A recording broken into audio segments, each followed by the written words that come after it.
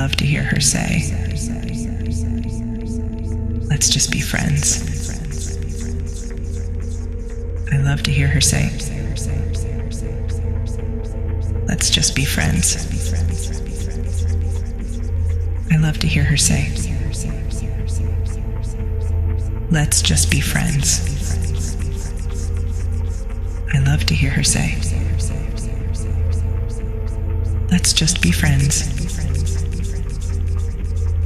I love to hear her say, "Let's just be friends." I love to hear her say, "Let's just be friends." I love to hear her say, "Your crush represents the strength and power you find irresistibly captivating in women. She may be a bit dominant, and that's precisely what your beta mind craves, the thrill of being manipulated and controlled.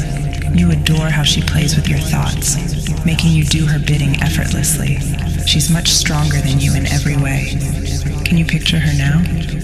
Visualize her in your mind, from the strands of her hair to the depths of her eyes. What is she wearing? What kind of shoes do you see on her feet? Try to focus on these details. Now, imagine yourself following her through a bustling mall.